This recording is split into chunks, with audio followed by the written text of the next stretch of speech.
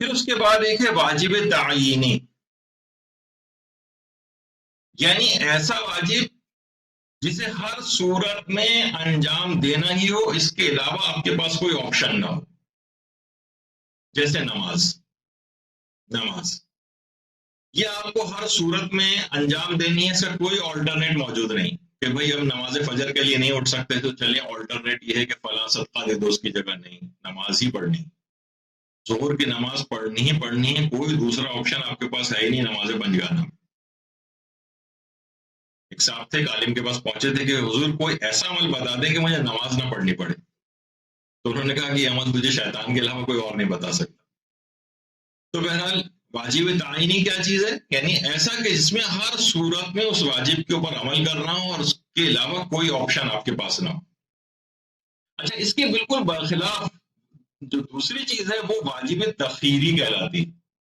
یعنی جب دو یا چند چیزوں میں سے کوئی ایک چیز آپ اٹھا لیں، کوئی ایک چیز واجب ہو، یعنی آپشنز ہوں آپ کے پاس اس واجب کے لیے، یا تو یہ والا واجب لے لو یا یہ والا واجب لے لو۔ واجب تعینی کے اندر کیا ہوتا ہے کہ نہیں، وہی والا واجب کر رہا ہے، کوئی اور کام نہیں کر سکتا۔ واجب تخیری کے اندر آپ کے پاس دو یا چند آپشنز ہوتے ہیں، مثلا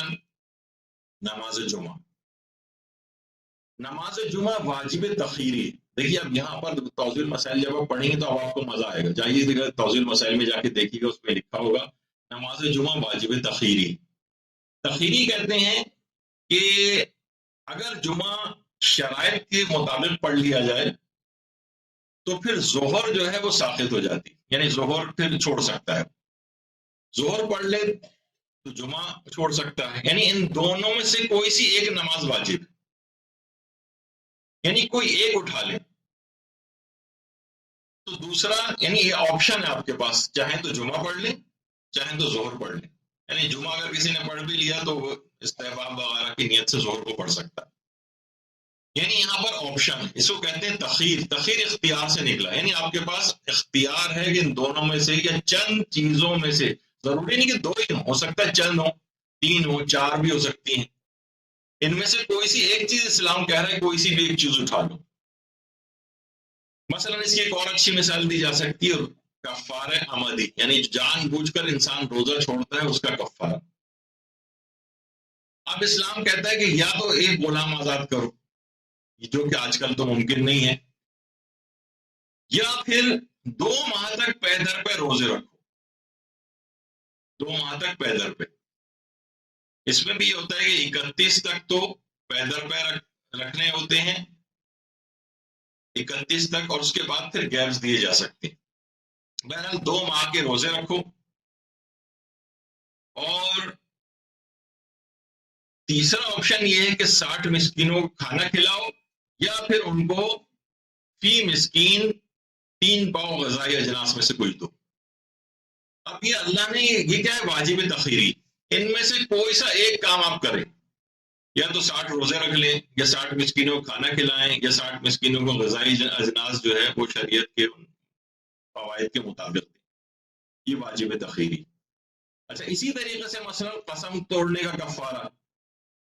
قسم توڑنے کا کفارہ ہے، اس کے اندر بھی ہوتا ہے یا تو یہ غلام آزاد کرو جو کہ ابھی ممکن نہیں، یا پھر یہ کہ 10 فقیروں کو پیٹ بھر کے کھانا کھلاؤ، یا پھر فقیروں کو لباس پہناؤ، 10 فقیروں کو۔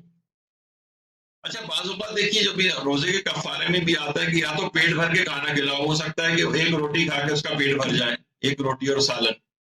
تو ٹھیک ہے آپ کا ذمہ ادا ہو گیا۔ لیکن اگر یہ کہ اگر آپ غذائی اجناس دے رہی ہیں تو پھر آپ کو 3 پاؤ فی مسکینی دینا ہوگا،